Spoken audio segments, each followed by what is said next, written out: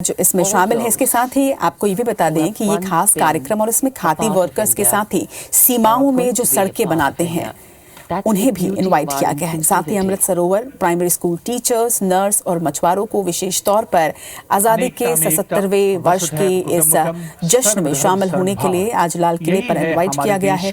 और इसके साथ ही आपको ये भी खास जानकारी दे दें कि हर राज्य और केंद्र शासित प्रदेश से 75 कपल्स को उनके यहाँ के पारंपरिक परिधानों में भी आने का न्योता दिया गया है। तो बेहद खास आज रहने वाला है ये आयोजन। और तस्वीरें आप देखिए, तीनों ही आर्मी यहाँ पर मौजूद हैं, तीनों ही आर्मी के चीफ यहाँ पर मौजूद हैं। अब से कुछ ही पलों के बाद ध्वजारोहण और उसके बाद देश को संबोधित करने वाले हैं प्रधानमंत्री नरेंद्र मोदी। मेजर मुकेश कुमार सिंह नौसेना दस्ते की कमान संभाली है लेफ्टिनेंट कमांडर हरप्रीत मान ने, और वायुसेना कंटिंजेंट को लीड कर रहे हैं squadron leader Shreya Chaudhary. Delhi police के दस्ते की कमान संभाली है एडिशनल डीसीपी शशांक जायसवाल ने। माननीय प्रधानमंत्री महोदय ध्वजारोहण करेंगे और राष्ट्रीय ध्वज गार्ड द्वारा राष्ट्रीय झंडे को सलामी दी जाएगी। 21 तोपों की सलामी 8711 फील्ड बैटरी, जिसकी कमान लेफ्टिनेंट कर्नल विकास कुमार संभाल रहे हैं, और गन पोजीशन ऑफिसर हैं नायब सूबेदार अनूप सिंह। माननीय प्रधानमंत्री महोदय का आगमन लाल किले की प्राचीर। Prime Minister Narendra Modi reaching the top level of the ramparts to address the nation. पहले ध्वजारोहण, राष्ट्रीय सलाम, सलामी,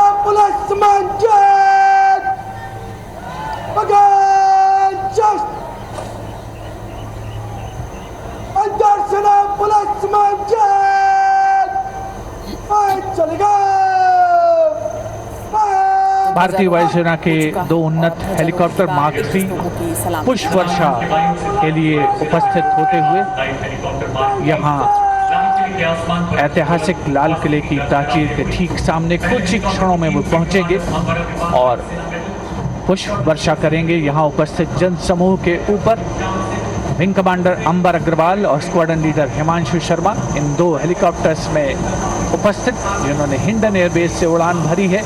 उपस्थित जनसमूह आह्लादित है, प्रसन्न है। माननीय प्रधानमंत्री महोदय श्री नरेंद्र मोदी स्वयं अभिवादन कर रहे हैं इन एयर वॉरियर्स का, इन जांबाजों का, जिन्होंने देश की वायुसेनाओं की रक्षा करने में कोई कसर नहीं छोड़ी है।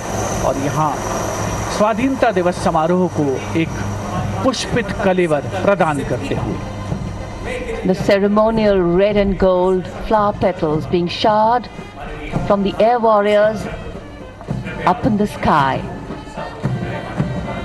And here, the National Flag Guard marching off, commanded by Major Abhinav Detha.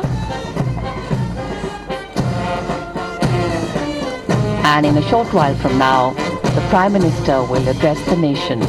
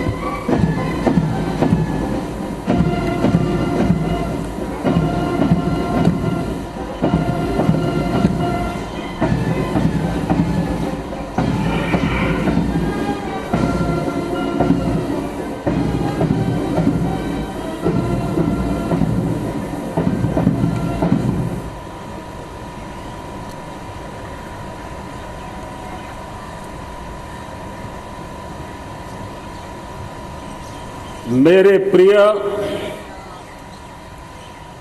140 crore परिवारजन,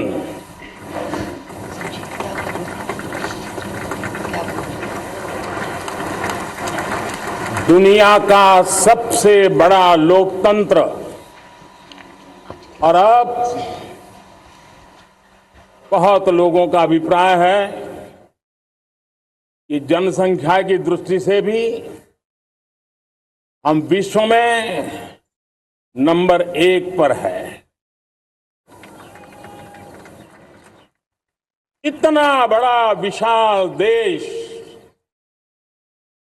140 करोड़ देश कि मेरे भाई बहन, मेरे परिवारजन आज आजादी का पर्व मना रहे हैं।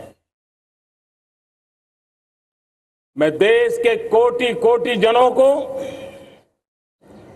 देश और दुनिया में भारत को प्यार करने वाले, भारत का सम्मान करने वाले, भारत का गौरव करने वाले कोटि कोटि जनों को आजादी के इस महान पवित्र पर्व की अनेक अनेक शुभकामनाएं देता हूं। मेरे प्यारे परिवारजन, पूज्य बापू के नेतृत्व में असहयोग का आंदोलन, सत्याग्रह की मूवमेंट और भगत सिंह, सुखदेव, राजगुरु जैसे अनगिनत वीरों का बलिदान, उस पीढ़ी में शायद ही कोई व्यक्ति होगा जिसने देश की आजादी में अपना योगदान न दिया हो। मैं आज देश की आजादी के जंग में जिन जिन ने योगदान दिया है, बलिदान दिए हैं, त्याग किया है, तपस्या की है, उन सबको आदरपूर्वक नमन करता हूं, उनका अभिनंदन करता हूं। आज 15 अगस्त महान क्रांतिकारी और अध्यात्म जीवन के ऋषितुल्य प्रणेता श्री अरबिंदो की 150वीं जयंती पूर्ण हो रही है। ये वर्ष स्वामी दयानंद सरस्वती के 150वीं जयंती का वर्ष है। ये वर्ष रानी दुर्गावती के 500वीं जन्मशती का बहुत ही पवित्र अवसर है, जो पूरा देश बड़े धामधूम से मनाने वाला है। ये वर्ष मीराबाई, भक्ति योग की सिरमौर मीराबाई के 525 वर्ष का भी ये पावन पर्व है। ये बार जो 26 जनवरी हम मनाएंगे वो हमारे गणतंत्र दिवस की 75वीं वर्षगांठ होगी। अनेक प्रकार से अनेक अवसर, अनेक संभावनाएं राष्ट्र निर्माण में जुटे रहने के लिए पल पल नई प्रेरणा, पल पल नई चेतना, पल पल सपने, पल पल संकल्प, शायद इससे बड़ा कोई अवसर नहीं हो सकता। मेरे प्यारे परिवारजन,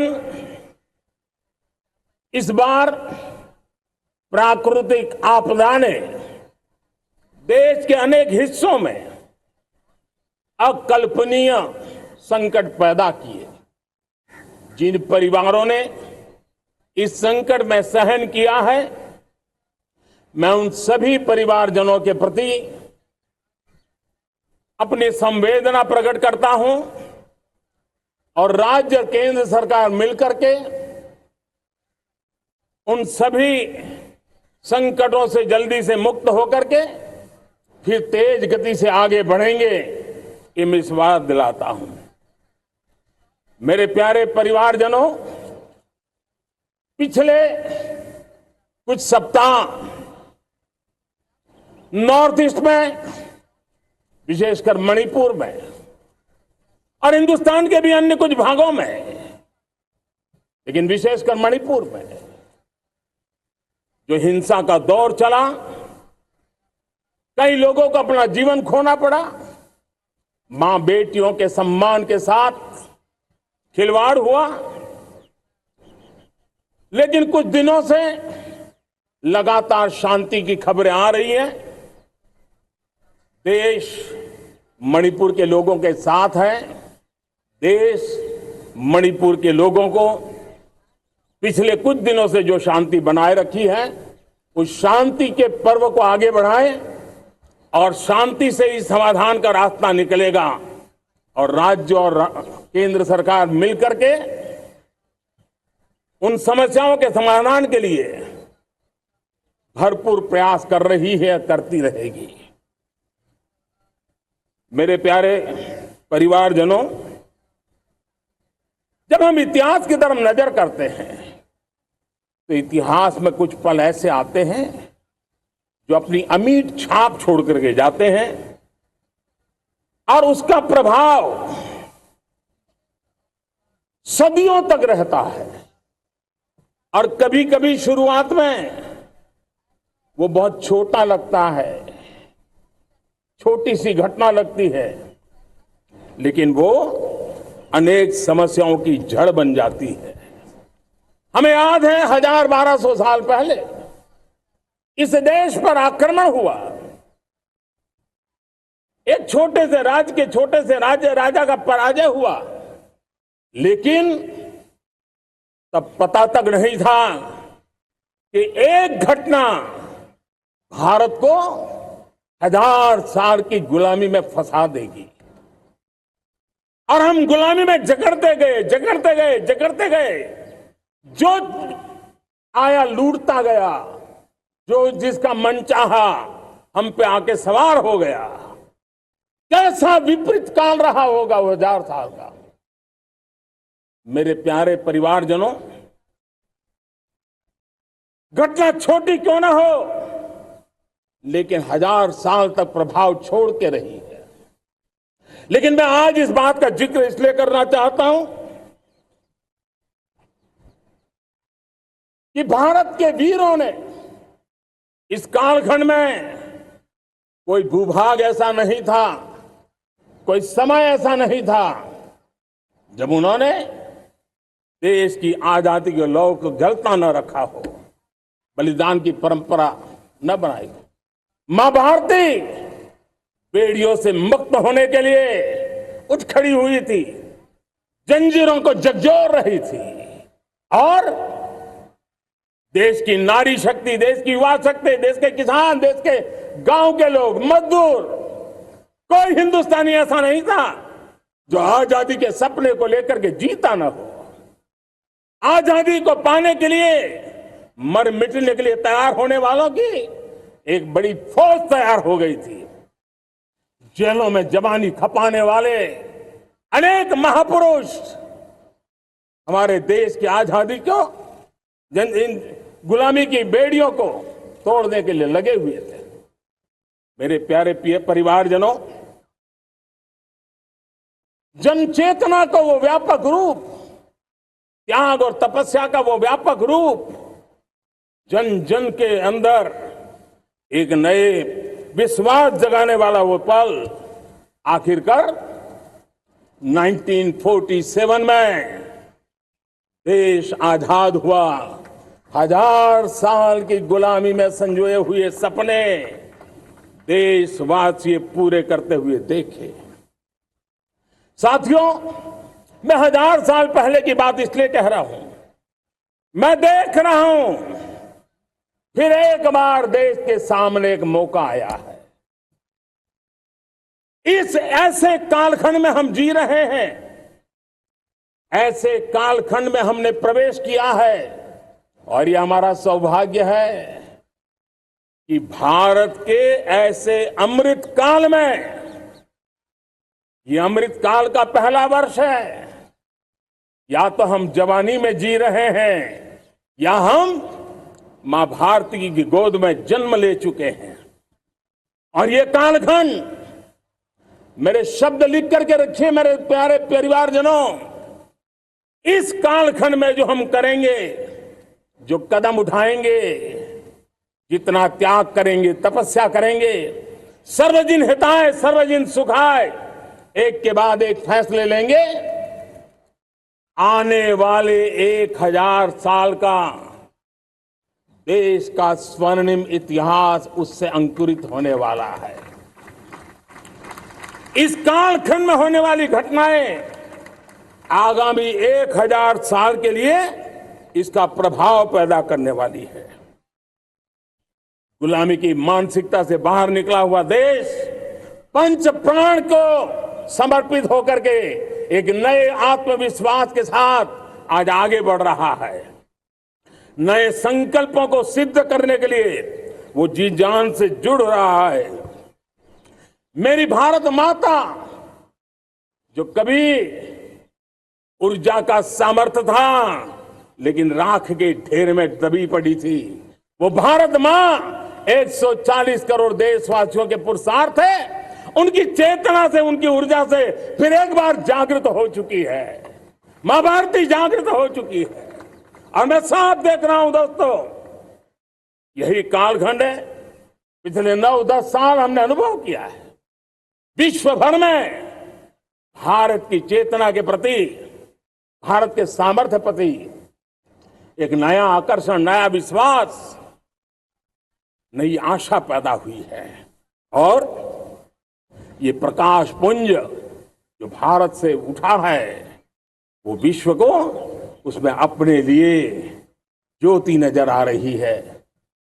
विश्व को एक नया विश्वास पैदा हो रहा है। हमारा सौभाग्य है, कुछ ऐसी चीजें हमारे पास हैं जो हमारे पूर्वजों ने हमें विरासत में दी है और वर्तमान कालखंड ने गढ़ी है। आज हमारे पास डेमोग्राफी है, आज हमारे पास डेमोक्रेसी है, आज हमारे पास डाइवर्सिटी है। डेमोग्राफी, डेमोक्रेसी और डाइवर्सिटी की ये त्रिवेणी भारत के हर सपने को साकार करने का सामर्थ्य रखती। आज पूरे विश्व में वहां देशों की उम्र ढल रही है, ढलाव पर है, तो भारत युवान की तरफ ऊर्जावान होकर के बढ़ रहा है। कितने बड़े गौरव का कालखंड है कि आज 30 साल की कम आयु की जनसंख्या दुनिया में सर्वाधिक कहीं है तो ये मेरे भारत मां की गोद में है, ये मेरे देश में है। और 30 साल से कम उम्र की नौजवान हो मेरे देश के पास हो, कोटि कोटि भुजाएं हो, कोटि कोटि मस्तिष्क हो, कोटि कोटि सपने, कोटि कोटि संकल्प हो, तो भाइयों बहनों, मेरे प्रिय परिवारजनों, हम इच्छित परिणाम प्राप्त करके रह सकते हैं। मेरे प्यारे परिवारजनों, देश का भाग्य ऐसी घटनाएं बदल देती है, यह सामर्थ्य देश के भाग्य को बदल देता है। भारत 1000 साल की गुलामी और आने वाले 1000 साल के भव्य भारत के बीच में पड़ाव पर हम खड़े हैं, एक ऐसी संधि पर खड़े हैं। और इसलिए अब हमें न रुकना है, न दुविधा में जीना है। मेरे प्यारे प्रिय परिवारजनों,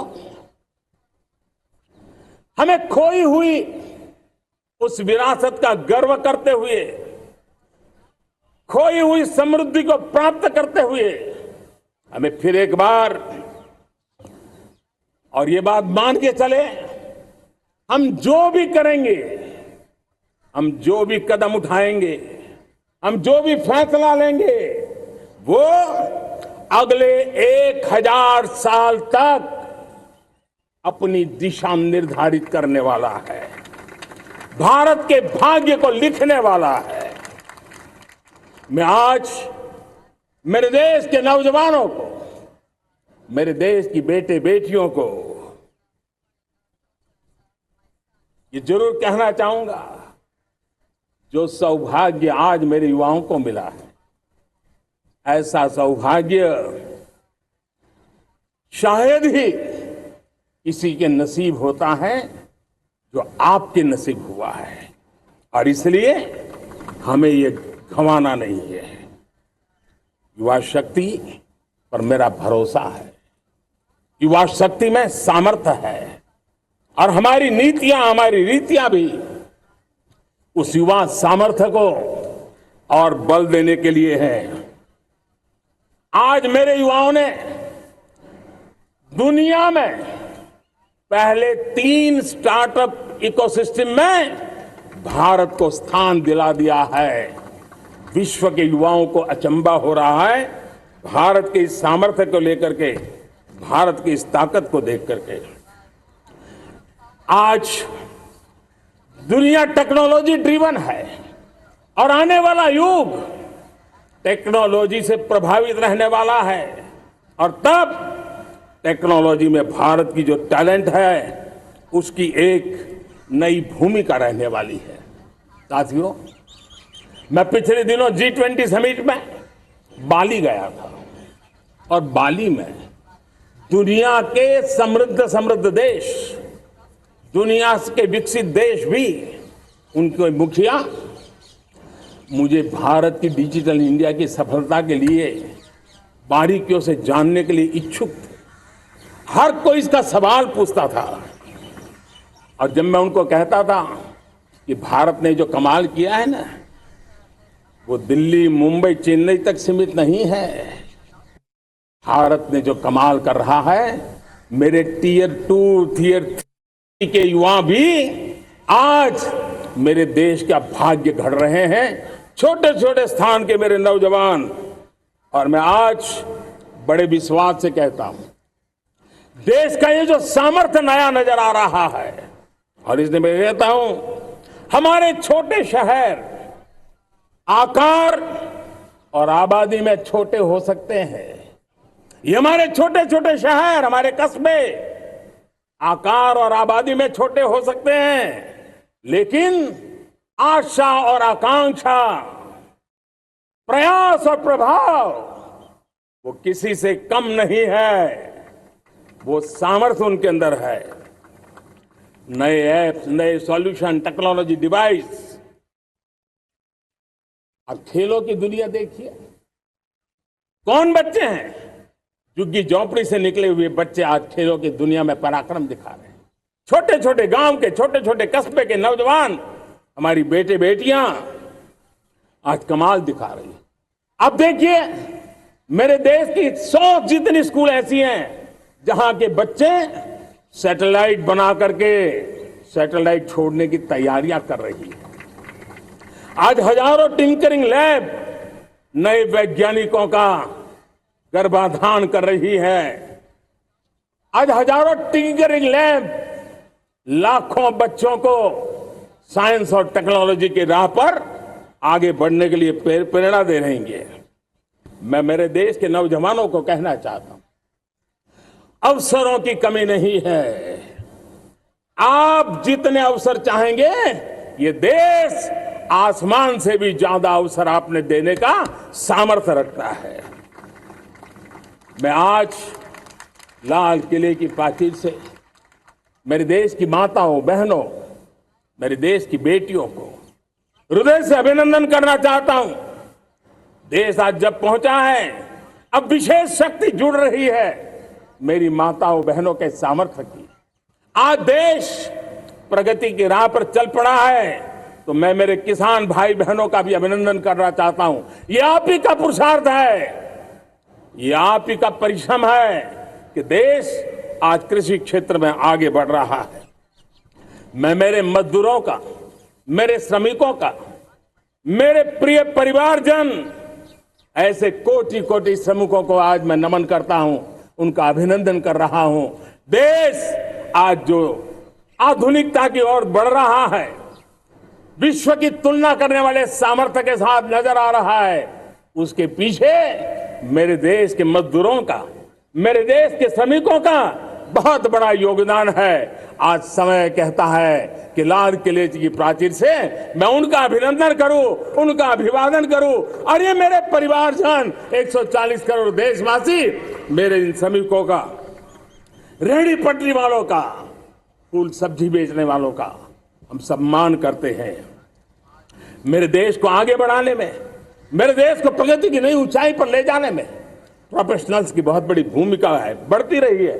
चाहे साइंटिस्ट हो, चाहे इंजीनियर्स हो, डॉक्टर्स हो, नर्सेज हो, शिक्षक हो, आचार्य हो, यूनिवर्सिटीज हो, गुरुकुल हो, हर कोई मां भारती का भविष्य उज्जवल बनाने के लिए अपनी पूरी ताकत से लगा हुआ है। मेरे प्यारे परिवारजनों, राष्ट्रीय चेतना वो एक ऐसा शब्द है जो हमें चिंताओं से मुक्त कर रहा है। और आज वो राष्ट्रीय चेतना ये सिद्ध कर रही है कि भारत का सबसे बड़ा सामर्थ्य बना है भरोसा, भारत का सबसे बड़ा सामर्थ्य बना है विश्वास। जन जन में हमारा विश्वास, जन जन का सरकार पर विश्वास, जन जन का देश के उज्जवल भविष्य पर विश्वास, और विश्व का भी भारत के प्रति विश्वास। ये विश्वास हमारी नीतियों का है, हमारी रीति का है। भारत के उज्जवल भविष्य को जिस निर्धारित मजबूत कदमों से हम आगे बढ़ा रहे हैं, उसका है। भाइयों बहनों, मेरे प्यारे परिवारजनों, ये बात निश्चित है कि भारत का सामर्थ्य और भारत की संभावनाएं विश्वास की नई बुलंदियों को पार करने वाली है। और ये विश्वास की नई बुलंदियां नए सामर्थ्यों को लेकर के चलनी चाह रही है। आज देश में G20 समिट के मेहमान नवाजी का भारत को अवसर मिला है। अब पिछले एक साल से हिंदुस्तान के हर कोने में जिस प्रकार से G20 के अनेक ऐसे आयोजन हुए हैं, अनेक कार्यक्रम हुए हैं, उसने देश के सामान्य मानवी के सामर्थ्य को विश्व को परिचित करा दिया है। भारत की विविधता का परिचय कराया है। भारत की डायवर्सिटी को दुनिया अचंभे से देख रही है और उसके कारण भारत के तरफ आकर्षण बढ़ा है। भारत को जानने की, समझने की इच्छा जगी है। उसी प्रकार से आप देखिए एक्सपोर्ट, आज भारत का एक्सपोर्ट के तेजी से बढ़ रहा है। और मैं कहना चाहता हूं, दुनिया के एक्सपर्ट्स इन सारे मानदंडों के आधार पर कह रहे हैं कि अब भारत रुकने वाला नहीं है। दुनिया की कोई भी रेटिंग एजेंसी होगी, वो भारत का गौरव कर रही है। कोरोना काल के बाद दुनिया एक नए सिरे से सोचने लगी। और मैं विश्वास से देख रहा हूं कि जिस प्रकार से द्वितीय महायुद्ध के बाद, द्वितीय विश्व युद्ध के बाद दुनिया ने एक नया वर्ल्ड ऑर्डर आकार लिया था, मैं साफ साफ देख रहा हूं कि कोरोना के बाद एक नया विश्व ऑर्डर, एक नया ग्लोबल ऑर्डर, एक नया जियोपॉलिटिकल इक्वेशन, ये बहुत तेजी से आगे बढ़ रहा है। जियोपॉलिटिकल इक्वेशन की सारे व्याख्याएं बदल रही है, परिभाषाएं बदल रही है। और मेरे प्यारे परिवारजनों, आप गौरव करेंगे, बदलते हुए विश्व को शेप देने में आज मेरे 140 करोड़ देशवासियों आपका सामर्थ्य नजर आ रहा है। आप निर्णायक मोड़ पर खड़े हैं। और कोरोना काल में भारत ने जिस प्रकार से देश को आगे बढ़ाया, दुनिया ने हमारे सामर्थ्य को देखा है। जब दुनिया के सप्लाई चेन तहस नहस हो गई थी, बड़ी बड़ी अर्थव्यवस्थाओं पर दबाव था, उस समय भी हमने कहा था हमें विश्व का विकास देखना है तो मानव केंद्रीय होना चाहिए, मानवीय संवेदनाओं से भरा हुआ होना चाहिए, और तब जाकर के समस्याओं का सही समाधान निकालेंगे। और कोविड ने हमें सिखाया है या हमें मजबूर किया है, लेकिन मानवीय संवेदनाओं को छोड़ करके हम विश्व का कल्याण नहीं कर सकते। आज भारत ग्लोबल साउथ की आवाज बन रहा है। भारत की समृद्ध विरासत आज दुनिया के लिए एक अवसर बन रहा है। Global economy, global supply chain, इसमें भारत की हिस्सेदारी, मैं पक्का विश्वास से कहता हूं, आज जो भारत ने परिस्थिति पैदा हुई है, आज जो भारत ने कमाया है, वो दुनिया में स्थिरता की गारंटी लेकर के आया है। दोस्तों, अब न हमारे मन में, न 140 करोड़ मेरे परिवारजनों के मन में, और न ही दुनिया के मन में कोई इफ्स है, कोई बट्स है। विश्वास बन चुका है। मेरे प्यारे देशवासियों, अब गेंद हमारे पाले में है। हमें अवसर जाने नहीं देना चाहिए, हमें मौका छोड़ना नहीं चाहिए। भारत में मैं मेरे देशवासियों का इसलिए भी अभिनंदन करता हूं कि मेरे देशवासियों में एक निरक्षीर विवेक का सामर्थ्य है, समस्याओं की जड़ों को समझने का सामर्थ्य है। और इसलिए 2014 में मेरे देशवासियों ने 30 साल के अनुभव के बाद तय किया कि देश को आगे ले जाना है तो स्थिर सरकार चाहिए, मजबूत सरकार चाहिए, पूर्ण बहुमत वाली सरकार चाहिए। और देशवासियों ने एक मजबूत और स्थिर सरकार बनाई। और 3 दशकों के जो अनिश्चितता का कालखंड था, जो अस्थिरता का कालखंड था, जो राजनीतिक मजबूरियों से देश जकड़ा हुआ था, उससे मुक्ति मिली। मेरे प्यारे परिवारजनों, देश के पास आज एक ऐसी सरकार है, वो सर्वजन हिताय सर्वजन सुखाय, देश के संतुलित विकास के लिए समय का पल पल और जनता की पाई पाई, जनता की भलाई के लिए लगा रही है। और मेरी सरकार, मेरे देशवासियों का मन एक बात से जुड़ा हुआ है। हमारे हर निर्णय, हमारे हर दिशा, उसका एक ही मानदंड है, नेशन फर्स्ट, राष्ट्र प्रथम। और राष्ट्र प्रथम यही दूरगामी परिणाम, सकारात्मक परिणाम पैदा करने वाला है। देश में बड़े स्तर पर काम हो रहा है। और लेकिन मैं कहना चाहूंगा, 2014 में आपने एक मजबूत सरकार बनाई, और मैं कहता हूं 2014 में और 2019 में आपने एक सरकार फॉर्म की, तो मोदी में रिफॉर्म करने की हिम्मत आई। आपने ऐसी सरकार फॉर्म की कि मोदी को रिफॉर्म की हिम्मत आई।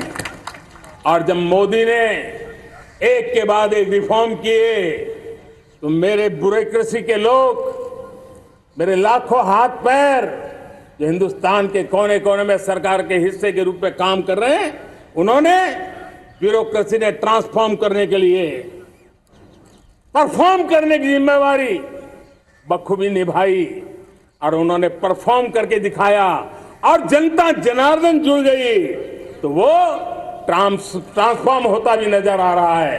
और इसलिए रिफॉर्म, परफॉर्म, ट्रांसफॉर्म ये कालखंड अब भारत के भविष्य को गढ़ रहा है और हमारी सोच देश की उस ताकतों को बढ़ावा देने पर है जो आने वाले 1000 साल की नींव को मजबूत करने वाले। दुनिया को युवा शक्ति की जरूरत है, युवा स्किल की जरूरत है। हमने अलग स्किल मिनिस्ट्री बनाई, वो भारत की आवश्यकताओं को तो पूरी करेगी, वो दुनिया की आवश्यकताओं को पूरी करने का भी सामर्थ्य रखेगी। हमने जल शक्ति मंत्रालय बनाया। मंत्रालय की बनाने की रचना को भी अगर कोई एनालिसिस करेगा ना तो इस सरकार के मन मस्तिष्क को बड़े अच्छे ढंग से आप समझ पाएंगे। हमने जल शक्ति मंत्रालय बनाया। ये जल शक्ति मंत्रालय हमारे देश के एक एक देशवासियों को पीने का शुद्ध पानी पहुंचे, पर्यावरण की रक्षा के लिए पानी के प्रति संवेदनशील व्यवस्थाएं विकसित हो, उस पर हम बल रहे हैं। हमारे देश में कोरोना के बाद दुनिया देख रही है होलिस्टिक हेल्थ केयर, ये समय की मांग है। हमने अलग आयुष मंत्रालय बनाया और योग और आयुष आज दुनिया में अपना परचम लहरा रहे हैं। हमने दुनिया को हमारे कमिटमेंट के कारण विश्व का हमारे प्रति ध्यान गया है। अगर हम ही हमारे इस सामर्थ्य को नकार देंगे तो फिर दुनिया कैसे स्वीकार करेगी। लेकिन जब मंत्रालय बना तो दुनिया को भी उसका मूल्य समझ में आया। मत्स्य पालन, हमारा इतना बड़ा समुद्री तट, हमारे कोटि कोटि मछुआरे भाई बहन, उनका कल्याण भी हमारे दिलों में है। और इसलिए हमने अलग से मत्स्य पालन को लेकर के, पशुपालन को लेकर के, डेयरी को लेकर के अलग मंत्रालय की रचना की, ताकि समाज के जिस वर्ग के लोग पीछे रह गए उनको हम साथ लें। देश में सरकारी अर्थव्यवस्था के हिस्से होते हैं, लेकिन समाज की अर्थव्यवस्था का एक बड़ा हिस्सा है कोऑपरेटिव मूवमेंट। उसको बल देने के लिए, उसको आधुनिकता लाने के लिए और देश के कोने कोने में लोकतंत्र की एक सबसे बड़ी इकाई को मजबूत करने के लिए हमने अलग कोऑपरेटिव मंत्रालय बनाया और वो हमारी सहकारी संस्थाएं उसका जाल बिछा रहा है, ताकि गरीब से गरीब की वहां सुनवाई हो, उसकी आवश्यकताओं की पूर्ति हो और वो भी राष्ट्र के विकास की योगदान में एक छोटी इकाई का हिस्सा बनकर के उसमें वो योगदान दे रखें। हमने सहकार से समृद्धि का रास्ता अपनाया है। मेरे प्यारे परिवारजनों, जब हम लोग 14 में आए थे तो हम वैश्विक अर्थव्यवस्था में 10वें नंबर पर थे और आज 140 करोड़ देशवासियों का पुरुषार्थ रंग लाया है कि हम विश्व की अर्थव्यवस्था में 5वें नंबर पर पहुंच चुके हैं। और ये ऐसे ही नहीं हुआ है। जब भ्रष्टाचार का राक्षस देश को दबोचे हुए थे, लाखों करोड़ के घोटाले अर्थव्यवस्था को डामाडोल कर रहे थे, गवर्नेंस फ्रेजाइल फाइल में देश की पहचान होने लगी थी, लीकेजेस को हमने बंद किया, मजबूत अर्थव्यवस्था बनाई, हमने गरीब कल्याण के लिए ज्यादा से ज्यादा धन खर्चने का प्रयास किया। और आज मैं देशवासियों को बताना चाहता हूं कि जब देश आर्थिक रूप से समृद्ध होता है तो सिर्फ तिजोरी नहीं बढ़ती है, देश का सामर्थ्य बढ़ता है, देशवासियों का सामर्थ्य बढ़ता है। और तिजोरी का पाई पाई अगर ईमानदारी से जनता जनार्दन के लिए खर्च करने का संकल्प लेने वाली सरकार हो तो परिणाम के साथ है। मैं 10 साल का हिसाब तिरंगे की साक्षी में लाल किले की प्राचीर से मेरे देशवासियों को दे रहा हूं। आंकड़े देख करके आपको लगेगा इतना बड़ा बदलाव, इतना बड़ा सामर्थ्य। 10 साल पहले राज्यों को 30 लाख करोड़ रुपए भारत सरकार की तरफ से जाते थे। पिछले 9 साल में यह आंकड़ा 100 लाख करोड़ पर पहुंचा है। पहले स्थानीय निकाय के विकास के लिए भारत सरकार के खजाने से 70,000 करोड़ रुपया जाता था। आज वो 3 लाख करोड़ से भी ज्यादा जा रहा है। पहले गरीबों के घर बनाने के लिए 90,000 करोड़ रुपया खर्च होता था। आज वो 4 गुना होकर के 4 लाख करोड़ से भी ज्यादा खर्च गरीबों के घर बनाने के लिए हो रहा है। पहले गरीबों को यूरिया सस्ता मिले, जो यूरिया की बैग दुनिया के कुछ बाजारों में 3,000 में बिकती है, वो यूरिया की बैग मेरे किसानों को 300 में मिले। और इसलिए देश की सरकार 10 लाख करोड़ रुपया मेरे किसानों की यूरिया में सब्सिडी दे रहा है। मुद्रा योजना 20 लाख करोड़ रुपए, उससे भी ज्यादा मेरे देश के नौजवानों को स्वरोजगार के लिए, अपने व्यवसाय के लिए, अपने कारोबार के लिए दिए हैं। 8 करोड़ लोगों ने नया कारोबार शुरू किया है। और 8 करोड़ लोगों ने कारोबार शुरू किया ऐसा नहीं, हर कारोबारी ने एक या दो लोगों को रोजगार दिया है। 8 से 10 करोड़ नए लोगों को रोजगार देने का सामर्थ्य ये मुद्रा योजना से लाभ लेने वाले 8 करोड़ नागरिकों को करा है। एमएसएमई को करीब 3.5 लाख करोड़ रुपए की मदद से कोरोना के संकट में भी उनको डूबने नहीं दिया, मरने नहीं दिया, उनको एक ताकत दी है। 1 रैंक 1 पेंशन मेरे देश के सेना के जवानों का एक सम्मान का विषय था। 70,000 करोड़ रुपया भारत की तिजोरी से आज पहुंचा है, मेरे निवृत्त सेना के नायकों के जेब में, उनके परिवार में पहुंचा है। सभी कैटेगरी में, मैंने तो कुछ ही गिनाए, मैं ज्यादा समय लेना नहीं चाहता। हर कैटेगरी में पहले की तुलना में अनेक गुना धन देश के विकास के लिए, कोने कोने में रोजगार पैदा करने के लिए, पाई पाई का उपयोग भारत का भाग्य बदलने के लिए हो, और इसलिए हमने काम किया है। और मेरे प्यारे प्रियजनों, इतना ही नहीं, हमने इन सारे प्रयासों का परिणाम है कि आज 5 साल के मेरे कार्यकाल में, 5 साल के कार्यकाल में, 5 साल में 13.5 करोड़ मेरे गरीब भाई बहन गरीबी की जंजीरों को तोड़ करके नियो मिडिल क्लास के रूप में बाहर आए हैं। जीवन का इससे बड़ा कोई संतोष नहीं होता।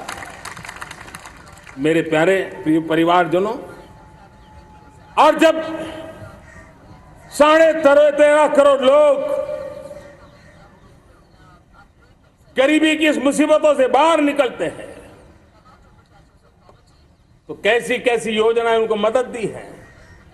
उनको आवास योजना का लाभ मिलना, पीएम स्वनिधि से 50,000 करोड़ रुपया रेहड़ी पटरी वालों तक पहुंचाया है।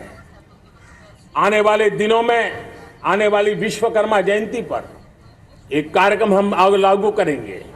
इस विश्वकर्मा जयंती पर हम करीब 13-15 हजार करोड़ रुपया से, जो परंपरागत कौशल्य से रहने वाले लोग, जो औजार से और अपने हाथ से काम करने वाला वर्ग है, ज्यादातर ओबीसी समुदाय से, हमारे सुथार हो, हमारे सोनार हो, हमारे राजमिस्त्री हो, हमारे कपड़े धोने वाले काम करने वाले लोग हो, हमारे बाल काटने वाले भाई बहन परिवार हो, ऐसे लोगों को एक नई ताकत देने के लिए हम आने वाले महीने में विश्वकर्मा जयंती पर विश्वकर्मा योजना लॉन्च करेंगे और करीब 13-15 हजार करोड़ से उसका प्रारंभ करेंगे। हमने पीएम किसान सम्मान निधि में 2.5 लाख करोड़ रुपया सीधा मेरे देश के किसानों के खाते में जमा किया है। हमने जल जीवन मिशन, हर घर में शुद्ध पानी पहुंचे, 2 लाख करोड़ रुपया खर्च किया है। हमने आयुष्मान भारत योजना, ताकि गरीब को बीमारी के कारण अस्पताल जाने से जो मुसीबत होती थी उसको मुक्ति दिलाना, उसको दवाई मिले, उसका उपचार हो, ऑपरेशन हो, अच्छे से अच्छी हॉस्पिटल में हो। आयुष्मान भारत योजना के तहत 70,000 करोड़ रुपए हमने लगाए हैं। पशुधन, देश ने कोरोना वैक्सीन की बात तो देश को याद है, 40,000 करोड़ रुपए लगाए, वो तो याद है। लेकिन आपको जानकर के खुशी होगी, हमने पशुधन को बचाने के लिए करीब करीब 15,000 करोड़ रुपया पशुधन के टीकाकरण के लिए लगाया है। मेरे प्यारे देशवासियों, मेरे प्यारे परिवारजनों, जन औषधि केंद्रों ने देश के सीनियर सिटीजन्स को, देश के मध्यम वर्गीय परिवार को एक नई ताकत दी है। जिस संयुक्त परिवार में अगर किसी को एक डायबिटीज जैसा हो जाए, 2-3 हजार रुपया दवाई का बिल स्वाभाविक हो जाता है।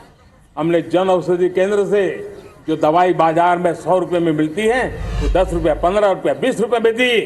और आज देश में 1000 जन औषधि केंद्रों से मेरे इन बीमारी में जिनको दवाई की जरूरत थी, ऐसे लोगों के करीब 20,000 करोड़ रुपया उनके जेब में बचा है। और ये ज्यादातर मध्यम वर्ग के परिवार के लोग हैं।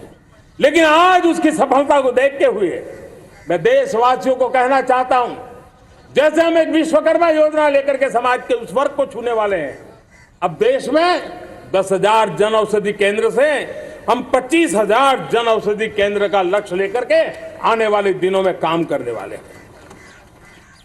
मेरे प्यारे परिवारजनों, जब देश में गरीबी कम होती है तो देश की मध्यम वर्ग की ताकत बहुत बढ़ती है।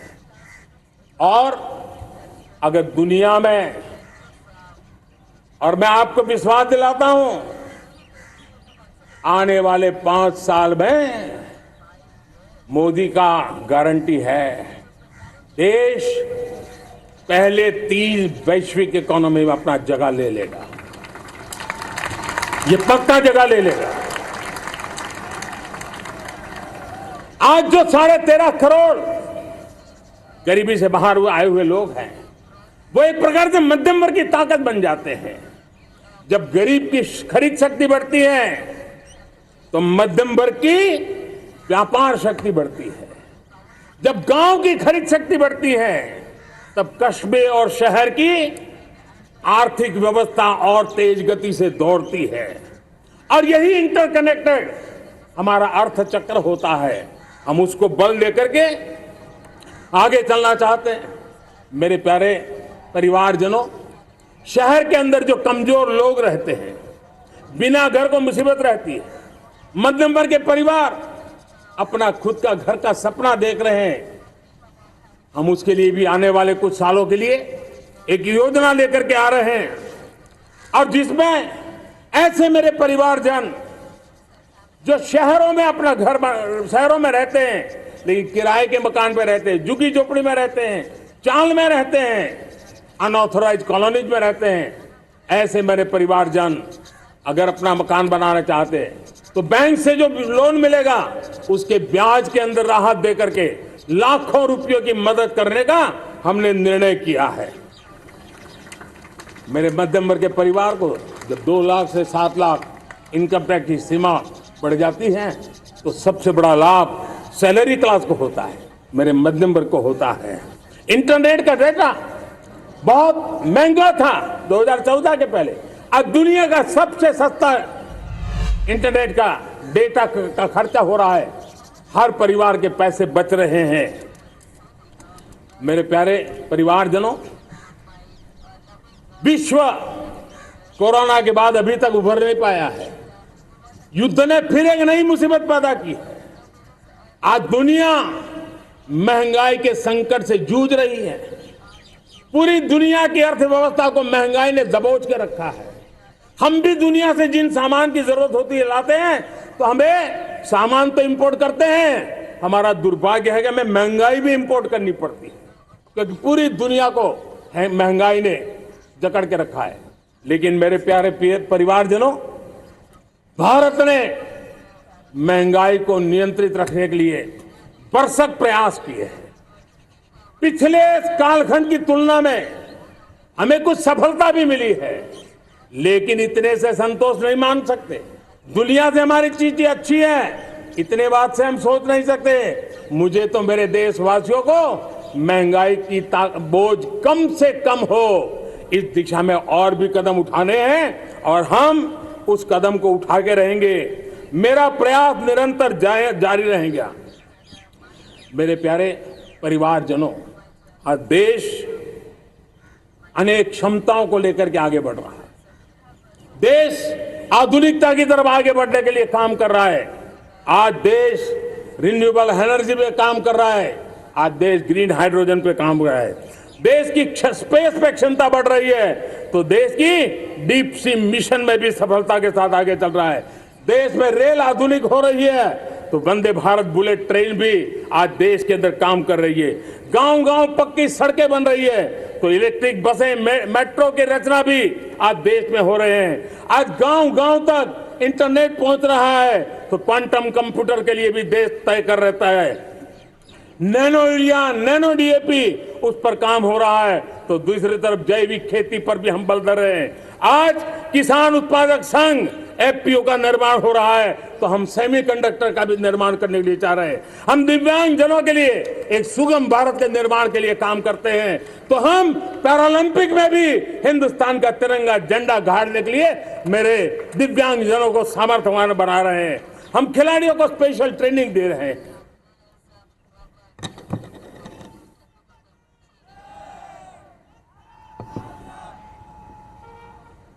आज भारत पुरानी सोच, पुराने ढर्रे को छोड़ करके लक्ष्यों को तय करके लक्ष्यों को प्राप्त करने की राह से चल रहा है। और जब मैं कहता हूं ना कि जिसका शिलान्यास हमारी सरकार करती है, उसका उद्घाटन भी हमारे कालखंड में करते हैं।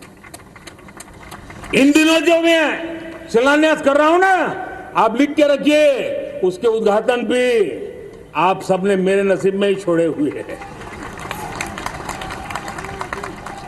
हमारी कार्य संस्कृति बड़ा सोचना, दूर का सोचना, सर्वजन हिताय सर्वजन सुखाय सोचना, ये हमारी कार्यशैली रही है। और सोच से भी ज्यादा, संकल्प से भी ज्यादा हासिल कैसे करना, इस ऊर्जा के साथ हम काम करते हैं। हमने आजादी के काल अमृत महोत्सव में 75,000 अमृत सरोवर बनाने का संकल्प किया था। उस समय हमने हर जिले में 75 अमृत सरोवर बनाना संकल्प किया था। करीब 50-55 हजार अमृत सरोवर की कल्पना की थी, लेकिन आज करीब 75,000 अमृत सरोवर का काम निर्माण हो रहा है। ये अपने आप में बहुत बड़ा काम हो रहा है। जनशक्ति और जल शक्ति की ताकत भारत के पर्यावरण की रक्षा में भी काम आने वाली है। 18,000 गांवों तक बिजली पहुंचाना, जनधन बैंक खाते खोलना, बेटियों के लिए शौचालय बनाना, सारे टारगेट समय के पहले पूरी शक्ति से पूरे करेगा। और जब भारत ठान लेता है तो उसे पूरा करके रहता है। ये हमारा ट्रैक रिकॉर्ड कहता है। 200 करोड़ वैक्सीनेशन का काम, दुनिया हमें जब पूछती है 200 करोड़ सुनती है, उनकी आंखें फट जाती है। इतना बड़ा काम ये मेरे देश के आंगनवाड़ी वर्कर, हमारी आशा वर्कर, हमारी हेल्थ वर्कर, उन्होंने करके दिखाया। यह मेरे देश का सामर्थ्य है। 5G को रोल आउट किया, दुनिया में सबसे तेज गति से 5G रोल आउट करने वाला मेरा देश है। 700 से अधिक जिलों तक हम पहुंच चुके हैं और अब 6G की भी तैयारी कर रहे हैं। हमने टास्क फोर्स बना दिया है। रिन्यूएबल एनर्जी, हम टारगेट से पहले चले हैं। हमने रिन्यूएबल एनर्जी 2030 का जो टारगेट तय किया था, 21-22 में इसको पूरा कर दिया। हमने इथेनॉल में 20% ब्लेंडिंग की बात कही थी, वो भी हमने समय से 5 साल पहले पूरा कर दिया। हमने $500 बिलियन के एक्सपोर्ट की बात की थी, वो भी समय के पहले $500 बिलियन से ज्यादा कर दिया। हमने तय किया, जो हमारे देश में 25 साल से चर्चा हो रही थी कि देश में नई संसद बने।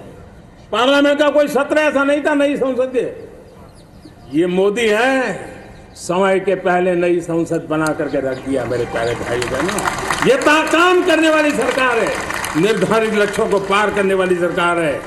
ये नया भारत है, ये आत्मविश्वास से भरा हुआ भारत है, ये संकल्पों को चरितार्थ करने के लिए जी जान से जुटा हुआ भारत है। और इसलिए ये भारत न रुकता है, ये भारत न थकता है, ये भारत न हाँफता है और न ही ये भारत हारता है। और इसलिए मेरे प्यारे परिवारजनों, आर्थिक शक्ति बढ़ी है तो हमारी सामरिक शक्ति को भी एक नई ताकत मिली है। हमारी सीमाएं पहले से अधिक सुरक्षित हुई है और मेरे सीमा पर बैठे हुए मेरे जवान जो देश की सीमाओं की रक्षा कर रहे हैं और मेरे देश की आंतरिक सुरक्षा के संभालने वाले यूनिफॉर्म फोर्सेस, मैं आजादी के इस पावन पर्व पर उनको भी अनेक अनेक बधाई देते हुए मेरी बात को आगे बढ़ाता हूं। सेना का अधिकरण हो, हमारी सेना युवा बने, हमारी सेना बैटल के लिए रेडी, युद्ध योग्य बने। इसलिए निरंतर रिफॉर्म का काम आज हमारी सेना में हो रहा है। मेरे प्यारे परिवारजनों, आए दिन हम लोग सुना करते थे, यहां बम धमाका हुआ, वहां बम धमाका हुआ, हर जगह पे लिखा हुआ रहता था कि इस बैग को मत छूना, अनाउंसमेंट होते रहते थे।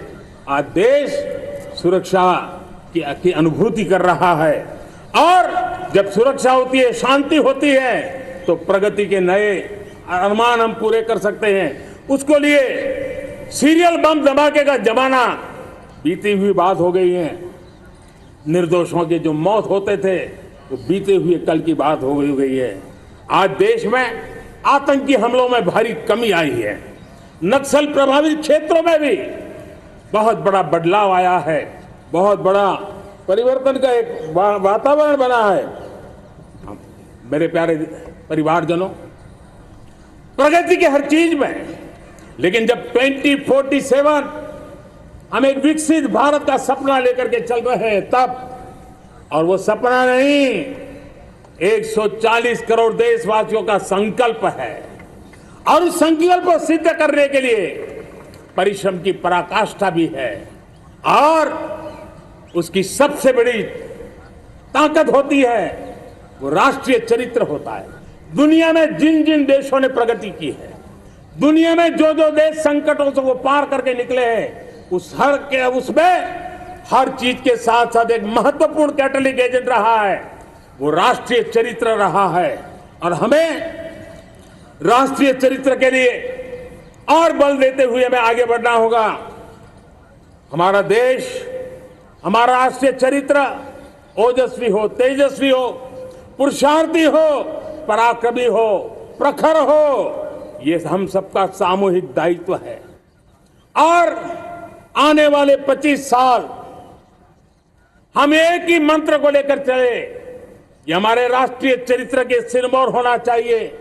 एकता का संदेश, भारत की एकता को जीना, भारत की एकता को आंच आए, न ऐसी मेरी भाषा होगी, न ऐसा मेरा कोई कदम होगा। हर पल देश को जोड़ने का प्रयास मेरी तरफ से भी होता रहेगा।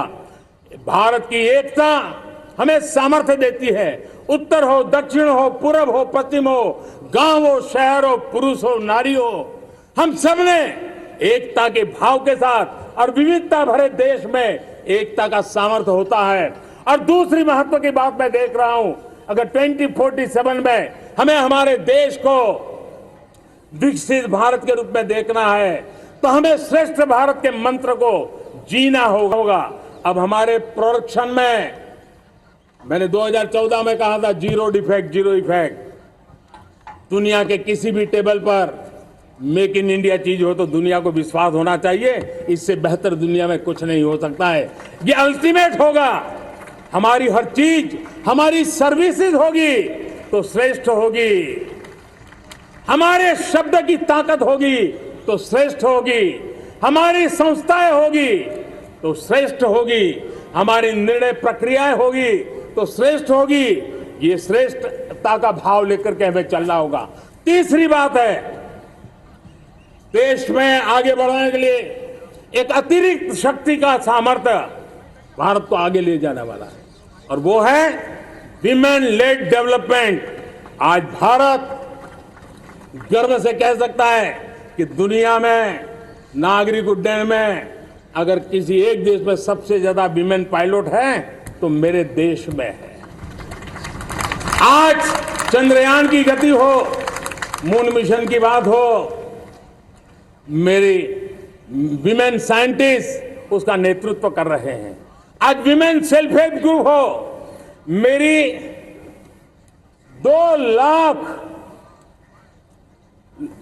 2 करोड़ लखपति दीदी का लक्ष्य लेकर के आज विमेन सेल्फ हेल्प ग्रुप पे हम काम कर रहे हैं।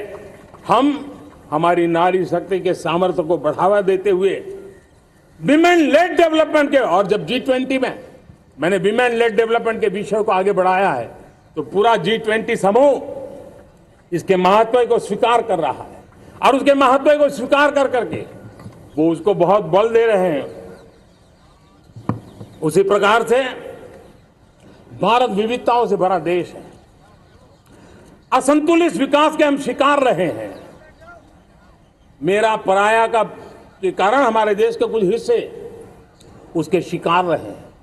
अब हमें रीजनल एस्पिरेशंस को, संतुलित विकास को बल देना है, और रीजनल एस्पिरेशंस को लेकर के उस भावना को हमें सम्मान देते हुए, जैसे हमारी भारत मां का कोई, हमारा शरीर का कोई अंग अगर अविकसित रहे तो हमारा शरीर विकसित नहीं माना जाएगा। हमारा शरीर का कोई अंग दुर्बल रहे तो हमारा शरीर स्वस्थ नहीं माना जाएगा। वैसे ही मेरी भारत माता, उसका कोई एक भूभाग भी, समाज का कोई तबका भी अगर दुर्बल रहे तो मेरी भारत माता समर्थ है, स्वस्थ है, ऐसा बैठ करके हम नहीं बैठ सकते। और इसलिए रीजनल एस्पिरेशंस को हमने एड्रेस करने की आवश्यकता है, और इसलिए हम समाज का सर्वांगीण विकास हो, सर्वस्पर्शी विकास हो, भूभाग के हर क्षेत्र को उसकी अपनी ताकत को खिलने का अवसर मिले, उस दिशा में आगे बढ़ना चाहते हैं। मेरे प्यारे परिवारजनों, भारत एक मदर ऑफ डेमोक्रेसी है। भारत मॉडल ऑफ डाइवर्सिटी भी है। भाषाएं अनेक हैं, बोलियां अनेक हैं, परिधान अनेक हैं, विविधताएं बहुत है। हमने उन सारे लोगों को, सारों को आधार पर आगे बढ़ना है। मेरे प्यारे परिवारजनों, देश के जब मैं एकता की बात करता हूं, तब अगर घटना मणिपुर में होती है तो पीड़ा महाराष्ट्र में होती है। अगर बाढ़ आसाम में आती है तो बेचैन केरला हो जाता है। हिंदुस्तान के किसी भी हिस्से में कुछ भी हो, हम एक अंगांगी भाव की अनुभूति करते हैं। मेरे देश की बेटियों पर जुल्म न हो, यह हमारा सामाजिक भी दायित्व है, यह हमारा पारिवारिक दायित्व भी है, और ये देश के नाते हम सबका दायित्व है। आज जब अफगानिस्तान से गुरु ग्रंथ साहब के स्वरूप को लाते हैं तो पूरा देश गौरव की अनुभूति करता है।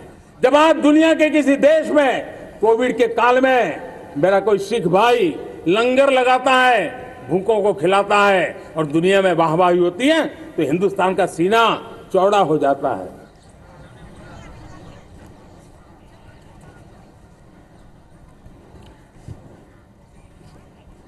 मेरे प्यारे परिवारजनों, हमारे लिए जब नारी सम्मान की बात करते हैं, मुझे अभी एक देश में दौरा कर रहा था, तो वहां एक बहुत ही सीनियर मिनिस्टर, उसने मुझे एक सवाल पूछा।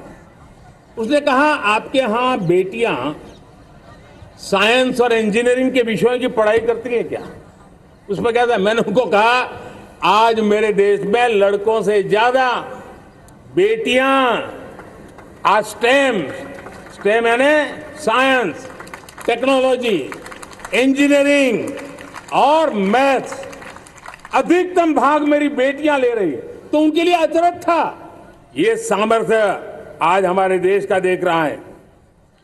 मेरे प्यारे परिवारजनों, आज 10 करोड़ महिलाएं विमेन सेल्फ हेल्प में जुड़ी हुई है। और विमेन सेल्फ हेल्प ग्रुप के साथ आप गांव में जाएंगे तो आपको बैंक वाली दीदी मिलेगी, आपको आंगनवाड़ी वाली दीदी मिलेगी, आपको दवाई देने वाली दीदी मिलेगी। और अब मेरा सपना है 2 करोड़ लखपति दीदी बनाने का, गांव में 2 करोड़ लखपति दीदी। और इसके लिए एक नया अभिगम भेजा। साइंस और टेक्नोलॉजी हमारे गांव की महिलाओं का भी सामर्थ्य देखता हूं मैं, और इसलिए हम एक नई योजना सोच रहे हैं कि हमारे एग्रीकल्चर सेक्टर में टेक्नोलॉजी आए, एग्री टेक को बल मिले। इसलिए विमेन सेल्फ हेल्प ग्रुप की बहनों को हम ट्रेनिंग देंगे, ड्रोन चलाने की, ड्रोन रिपेयरिंग की हम ट्रेनिंग देंगे। और हजारों ऐसे विमेन सेल्फ हेल्प ग्रुप को भारत सरकार ड्रोन देगी, ट्रेनिंग देगी, और हमारे एग्रीकल्चर के काम में ड्रोन की सेवाएं उपलब्ध हो। इसके लिए हम शुरुआत करेंगे। प्रारंभ हम 15,000 विमेन सेल्फ हेल्प ग्रुप के द्वारा ये ड्रोन की उड़ान का हम आरंभ कर रहे हैं। मुझे विश्वास है कि इसके कारण हमारे परिवारजनों का, मेरे प्यारे परिवारजनों, आज देश आधुनिकता की तरफ बढ़ रहा है। हाईवे हो, रेलवे हो, एयरवे हो, हाईवेज हो, इंफॉर्मेशन वेज, वाटरवेज हो, कोई क्षेत्र ऐसा नहीं है जिस क्षेत्र को आगे बढ़ाने की दिशा में आज देश काम न करता हो। पिछले 9 वर्ष में तटीय क्षेत्रों में हमने, आदिवासी क्षेत्र में, हमारे पहाड़ी क्षेत्र में विकास को बहुत बढ़ दिया है। हमने पर्वतमाला, भारतमाला ऐसी योजनाओं के द्वारा समाज के उस वर्ग को हमने बल दिया है। हमने गैस की पाइपलाइन से हमारे पूर्वी भारत को जोड़ने का काम किया है। हमने अस्पतालों की संख्या बढ़ाई है। हमने डॉक्टर की सीटें बढ़ाई है ताकि हमारे बच्चे डॉक्टर बनने का सपना पूरा कर सके। हमने मातृभाषा में पढ़ाने पर बल दिया है। अब मातृभाषा में वो पढ़ाई कर सके उस दिशा में।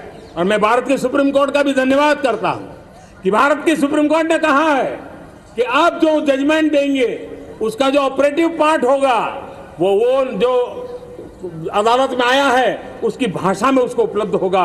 मातृभाषा का महात्मा आज बढ़ रहा है। मेरे प्यारे भाई परिवारजनों, आज तक हमारे देश के जो बॉर्डर विलेज हैं, हमने वाइब्रेंट बॉर्डर विलेज का एक कार्यक्रम शुरू किया है। और वाइब्रेंट बॉर्डर विलेज, अब तक इसके लिए कहा जाता था देश के आखिरी गांव। हमने उस पूरी सोच को बदला है। वो देश का आखिरी गांव नहीं है। सीमा पर जो नजर आ रहा है वो मेरे देश का पहला गांव है। अगर सूरज उगता है पूरब में तो उस तरफ के गांव में पहली सूरज की किरण आती है।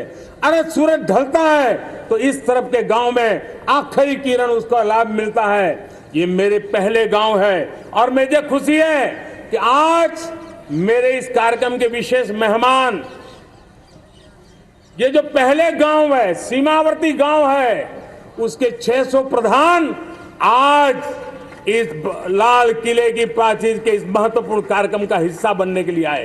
पहली बार वो इतनी दूर तक आए हैं, नए संकल्प और सामर्थ्य के साथ जुड़ने के लिए आया है।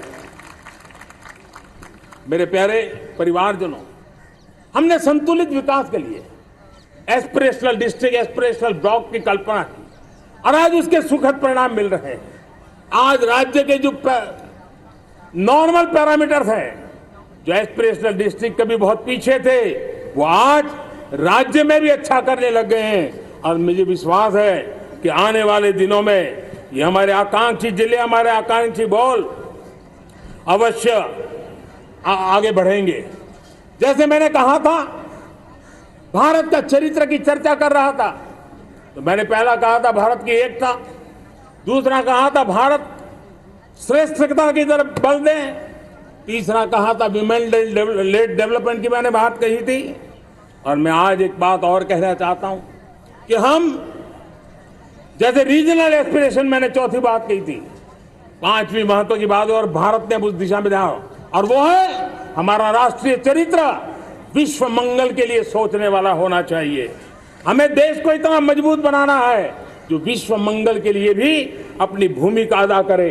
और आज कोरोना के बाद मैं देख रहा हूं जिस प्रकार से संकट की घड़ी में देश ने दुनिया की मदद की, उसका परिणाम है कि आज दुनिया में हमारा देश एक विश्व मित्र के रूप में, विश्व का अटूट साथी के रूप में आज मेरे देश की पहचान बनी है। हमें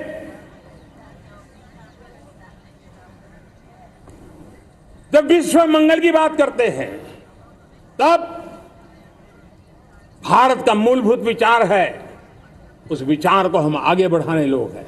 और मुझे खुशी है कि आज अमेरिकी संसद के भी कई चुने हुए गणमान्य प्रतिनिधि भी आज हमारे 15 अगस्त के इस अवसर में हमारे बीच में मौजूद है। भारत की सोच कैसी है, हम विश्व मंगल की बात को कैसे आगे बढ़ाते हैं। अब देखिए, हम जब सोचते हैं तो क्या कहते हैं, हमने दुनिया के सामने ये दर्शन रखा है और दुनिया उस दर्शन को लेकर के हमारे साथ जुड़ रही है। हमने कहा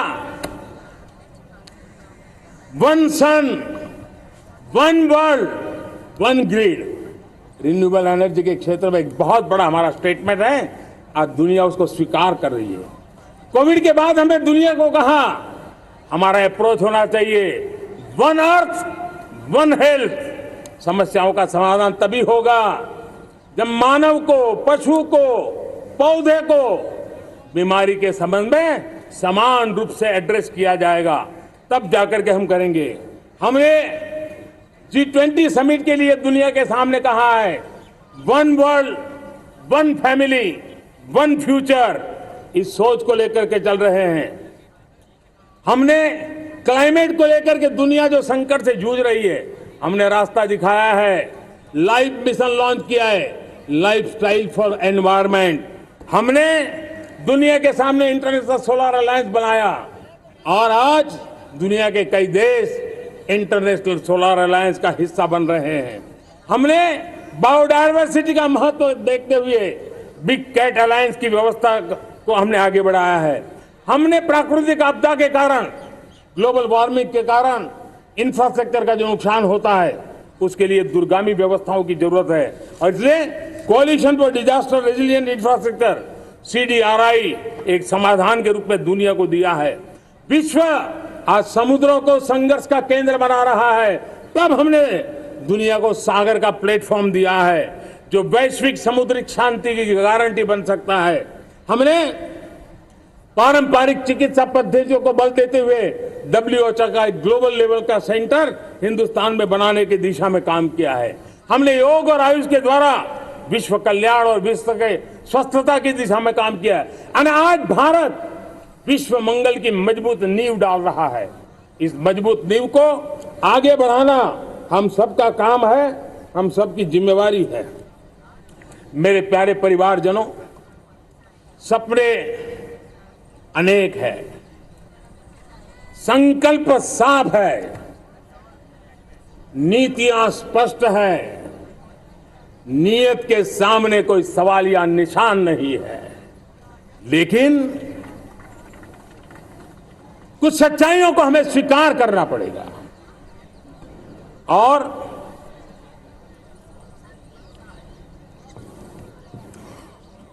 उसके समाधान के लिए मेरे प्रिय परिवारजनों, मैं आज लाल किले से आपकी मदद मांगने आया हूं।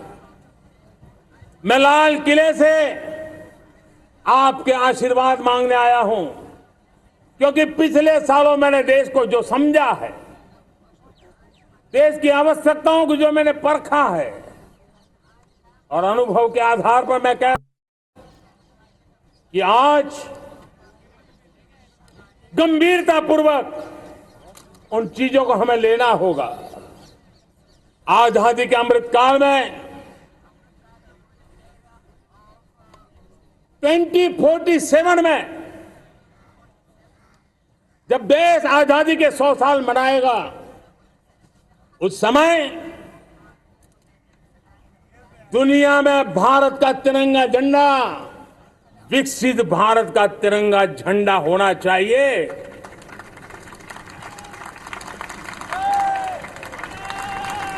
रत्ती भर भी हमें रुकना नहीं है, पीछे नहीं हटना है।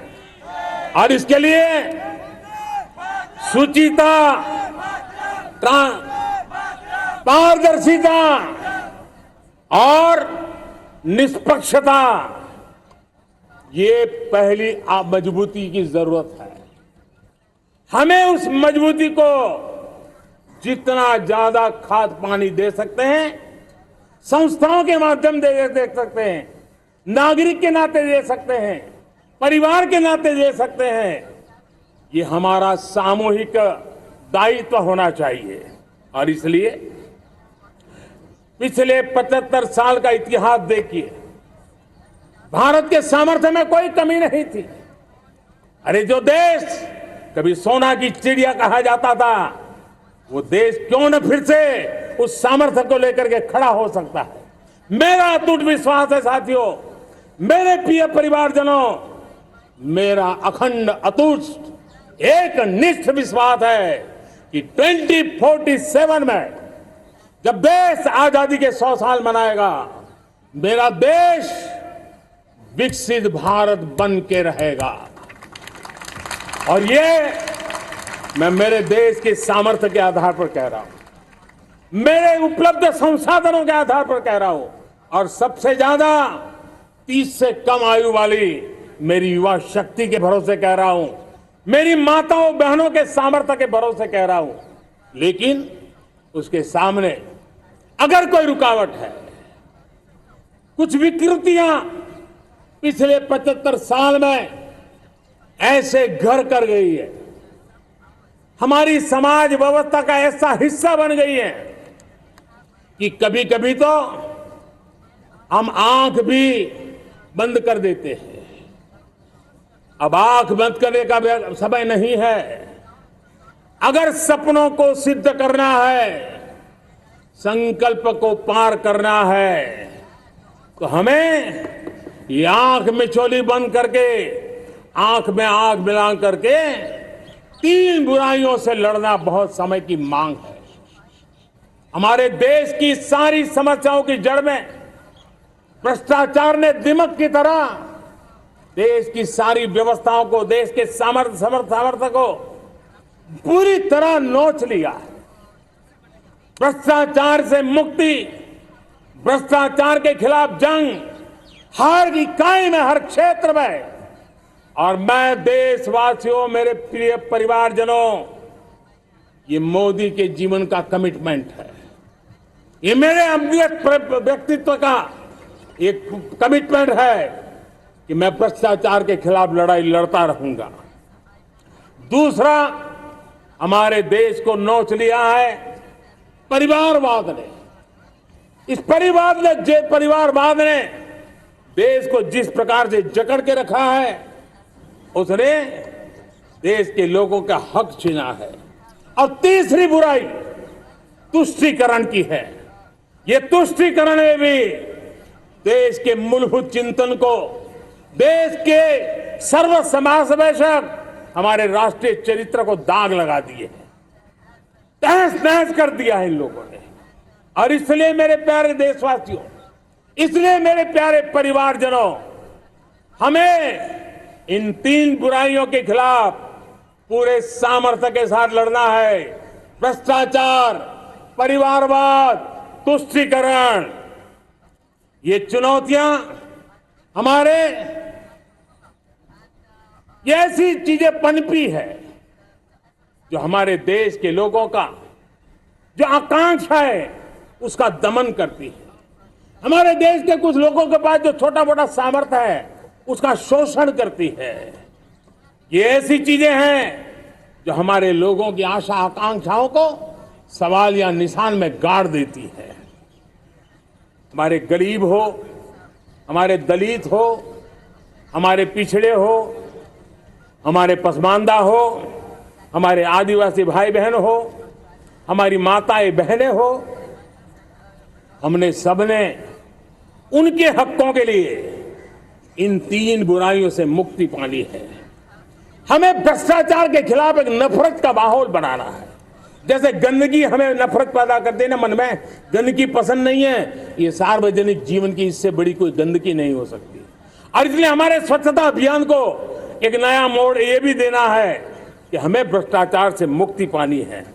सरकार टेक्नोलॉजी से भ्रष्टाचार की मुक्ति के लिए बहुत प्रयास कर रही है। आपको जानकर के हैरानी होगी, इस देश में पिछले 9 साल में एक काम मैंने ऐसे किया, आंकड़ा सुनोगे तो लोग कहेंगे मोदी ऐसा करता है। जैसे 10 करोड़ लोग करीब करीब जो गलत फायदा उठाते थे वो मैंने रोक दिया। तो आप में से कोई कहेगा आपने लोगों से अन्याय कर दिया। जी नहीं, ये 10 करोड़ कौन लोग थे? ये 10 करोड़ वो लोग थे जिनका जन्म ही नहीं हुआ था और उनके नाम पर उनके बीड़ो हो जाते थे, वो वृद्ध हो जाते थे, वो दिव्यांग हो जाते थे, फायदे लिए जाते थे।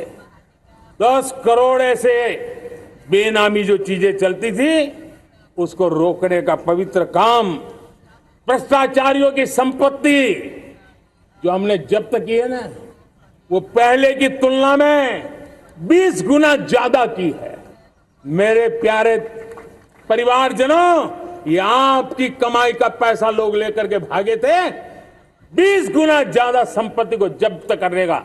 और इसलिए लोगों की मेरे प्रति नाराजगी होना बहुत स्वाभाविक है, लेकिन मुझे भ्रष्टाचार के खिलाफ की लड़ाई को आगे बढ़ाना है। हमारे सरकारी व्यवस्था ने पहले कैमरा के सामने तो कुछ हो जाता था, लेकिन बाद में चीजें अटक जाती थी। हमने पहले की तुलना में कई गुना ज्यादा अदालत में चार्जशीट की है और अब जमानतें भी नहीं मिलती हैं। वैसी पक्की व्यवस्था को लेकर के हम आगे बढ़ रहे हैं, क्योंकि हम ईमानदारी से भ्रष्टाचार के खिलाफ लड़ रहे हैं। आज परिवारवाद और तुष्टीकरण, इसने देश का बहुत बड़ा दुर्भाग्य किया है। अब लोकतंत्र में ये कैसे हो सकता है कि पॉलिटिकल पार्टी, और मैं विशेष बल दे रहा हूं पॉलिटिकल पार्टी, आज मेरे देश के लोकतंत्र में एक ऐसी विकृति आई है जो कभी भारत के लोकतंत्र को मजबूती नहीं दे सकती। और वो क्या है बीमारी? परिवारवादी पार्टियां। और उनका तो मंत्र क्या है? Party of the family, by the family and for the family. इनका तो जीवन मंत्र यही है कि उनकी पॉलिटिकल पार्टी, उनका राजनीतिक दल परिवार का, परिवार के द्वारा और परिवार के लिए, परिवारवाद और भाई भतीजावाद प्रतिभाओं के दुश्मन होते हैं, योग्यता को नकारते हैं, सामर्थ्य को स्वीकार नहीं करते हैं। और इसलिए परिवारवाद इस देश के लोकतंत्र की मजबूती के लिए उसकी मुक्ति जरूरी है। सर्वजन हिताय सर्वजन सुखाय, हर किसी को हक मिले इसलिए, और सामाजिक न्याय के लिए भी ये बहुत। उसी प्रकार से तुष्टीकरण ने सामाजिक न्याय का सबसे बड़ा नुकसान किया।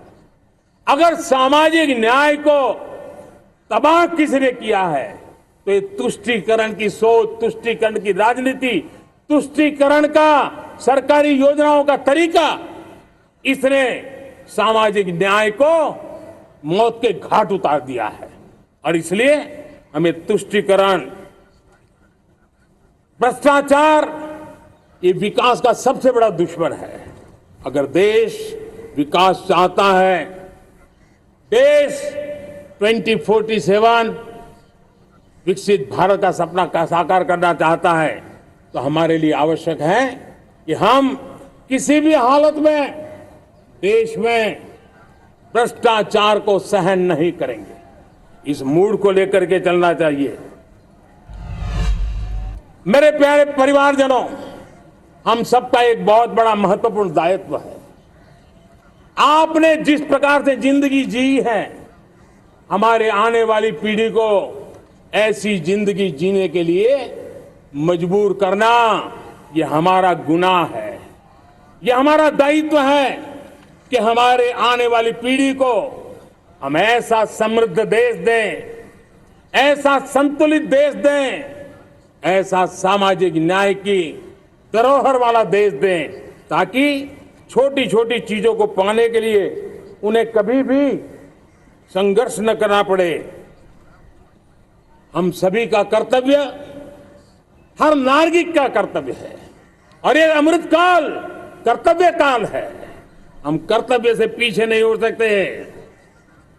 हमें वो भारत बनाना है जो पूज्य बापू के सपनों का था। हमें वो भारत बनाना है जो हमारे स्वतंत्र सेनानियों का सपना था। हमें वो भारत बनाना है जो हमारे वीर शहीदों का था, हमारी वीरांगनाओं का था, जिन्होंने मातृभूमि के लिए अपना जीवन दे दिया था। मेरे प्यारे परिवारजनों, मैं जब 2014 में आपके पास आया था, तब 2014 में मैं परिवर्तन का वादा लेकर के आया था। 2014 में मैंने आपको वादा किया था मैं परिवर्तन लाऊंगा, और 140 करोड़ मेरे परिवारजन, आपने मुझ पे भरोसा किया और मैंने विश्वास पूरा करने की कोशिश की। रिफॉर्म, परफॉर्म, ट्रांसफॉर्म, वो 5 साल जो वादा था वो विश्वास में बदल गया, क्योंकि मैंने परिवर्तन का वादा किया था। रिफॉर्म, परफॉर्म, ट्रांसफॉर्म के द्वारा मैंने इस वादे को विश्वास में बदल दिया। कठोर परिश्रम किया है, देश के लिए किया है, शान से किया है, सिर्फ और सिर्फ नेशन फर्स्ट, राष्ट्र सर्वोपरि, इस भाव से किया है। 2019 में परफॉर्मेंस के आधार पर आप सबने मुझे फिर से आशीर्वाद दिया। परिवर्तन का वादा मुझे यहां ले आया, परफॉर्मेंस मुझे दोबारा ले आया, और आने वाले 5 साल अभूतपूर्व विकास के हैं। 2047 के सपने को साकार करने का सबसे बड़ा स्वर्णिम पल आने वाले 5 साल है। और अगली बार 15 अगस्त को इसी लाल किले से मैं आपको देश की उपलब्धियां, आपके सामर्थ्य, आपके संकल्प, उसमें हुई प्रगति, उसकी जो सफलता है, उसके गौरवगान, उससे भी अधिक आत्मविश्वास के सामने आपके सामने मैं प्रस्तुत करूंगा। मेरे प्यारे प्रियजनों, मेरे परिवारजनों, मैं आप में से आता हूं, मैं आपके बीच से निकला हूं, मैं आपके लिए जीता हूं। अगर मुझे सपना भी आता है तो आपके लिए आता है। अगर मैं पसीना भी बहाता हूं तो आपके लिए बहाता हूं, क्योंकि इसलिए नहीं कि आपने मुझे दायित्व दिया है, मैं इसलिए कर रहा हूं कि आप मेरे परिवारजन हैं, और आपके परिवार के सदस्य के नाते मैं आपके किसी दुख को देख नहीं सकता। मैं आपके सपनों को चूर चूर होते नहीं देख सकता हूं। मैं आपके संकल्प को सिद्धि तक ले जाने के लिए आपका एक साथी बन करके, आपका एक सेवक बन करके, आपके साथ जुड़े रहने का, आपके साथ जीने का, आपके लिए जूझने का मैं संकल्प लेकर के चला हुआ इंसान हूं। और मुझे विश्वास है हमारे पूर्वजों ने आजादी के लिए जो जंग लड़ा था, जो सपने देखे थे, वो सपने हमारे साथ है। आजादी के जंग में जिन्होंने बलिदान दिया था, उनके आशीर्वाद हमारे साथ है। और 140 करोड़ देशवासियों को एक ऐसा अवसर आया है, ये अवसर हमारे लिए एक बहुत बड़ा संबल लेकर के आया है। और इसलिए मेरे प्यारे प्रियजनों, आज जब मैं अमृतकाल में आपके साथ बात कर रहा हूं, ये अमृतकाल का पहला वर्ष है। ये अमृतकाल के पहले वर्ष पर जब मैं आपसे बात कर रहा हूं, तो मैं आपको पूरे विश्वास से कहना चाहता हूं, चलता चलाता काल चक्र, चलता चलाता काल चक्र, अमृत काल का भाल चक्र, चलता चलाता काल चक्र, अमृत काल का भाल चक्र, सबके सपने, सबके सपने अपने सपने, सबके सपने अपने सपने, पनपे सपने सारे, सबके सपने अपने सपने, पनपे सपने सारे, धीर चले वीर चले, धीर चले वीर चले, चले युवा हमारे, धीर चले वीर चले, चले युवा हमारे, नीति सही, नीति सही, रीति नहीं, नीति सही, रीति नहीं, गति सही, गति सही, राह नहीं, गति सही, राय नहीं। चुनो चुनो चुनौती, चुनो चुनौती सीना तान, चुनो चुनौती सीना तान, जग में बढ़ाओ देश का नाम, चुनो चुनौती सीना तान, जग में बढ़ाओ देश का नाम।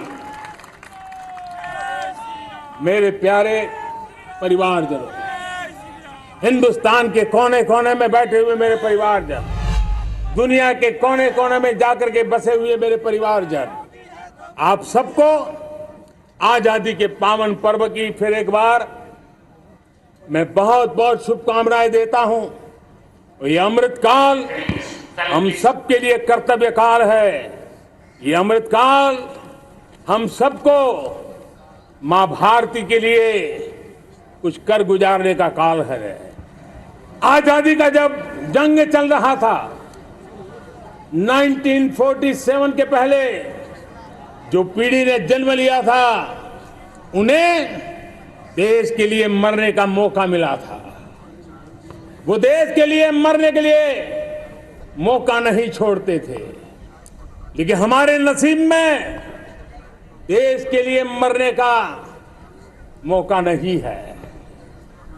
लेकिन हमारे लिए देश के लिए जीने का ये इससे बड़ा कोई अवसर नहीं होता। हमें पल पल देश के लिए जीना है। इसी संकल्प के साथ इस अमृतकाल में 140 करोड़ देशवासियों के सपने संकल्प भी बनाने हैं। 140 करोड़ देशवासियों के संकल्प को सिद्धि में भी परिवर्तित करना है। और 2047 का जब तिरंगा झंडा फहरेगा तो विश्व एक विकसित भारत का गुणगान करता होगा। इसी विश्वास के साथ, इसी संकल्प के साथ मैं आप सबको अनेक अनेक शुभकामनाएं देता हूं, बहुत बहुत बधाई देता हूं। जय हिंद, जय हिंद, जय हिंद, भारत माता की, भारत माता की, भारत माता की, वंदे वंदे हाँ, वंदे। बहुत बहुत धन्यवाद।